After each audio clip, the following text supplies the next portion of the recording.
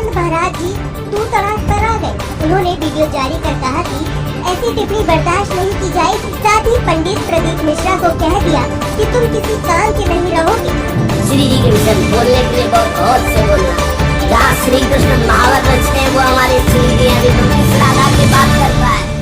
अभी जाना कहाँ राधा को जान जाएगा तो आंसुओं से वार्ता होती है, वाणी से मुंह खो जाती, कौन रस बाढ़े जहाँ बोली बोली भार रही।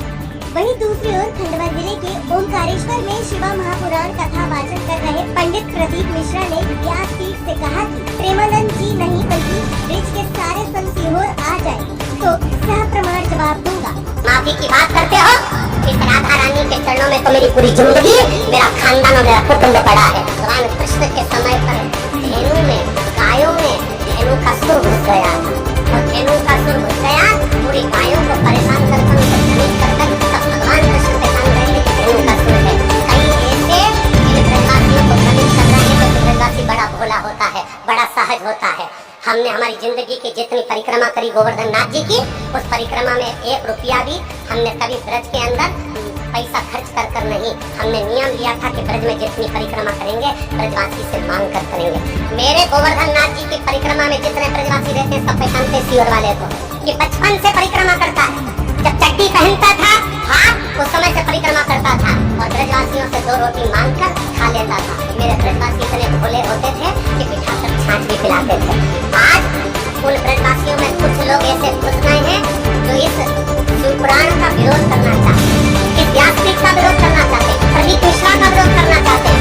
वो लोग राधा रानी की आड़ में बदनाम करना चाहते हैं और ब्रजवासी इतना भोला है कि वो समझ नहीं पा रहा। आप कहो जिस दिन राधा रानी के चरणों में आकर दंडवत कर लूं, आप बोलो जितने दिन तक राधा रानी के चरणों में पड़ा रहूं, मेरी माँ है वो, उससे मेरा बैर नहीं है।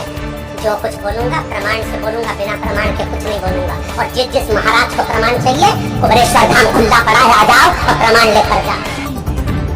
संतों में विवाद की शुरुआत राधा रानी पर प्रदीप मिश्रा की टिप्पणी के बाद से हुई। इसके बाद प्रेमानंद महाराज जी ने वीडियो जारी कर इसका जवाब दिया। दरअसल पंडित प्रदीप मिश्रा ने अपनी कथा के दौरान राधा रानी के मायने पर सवाल उठाया।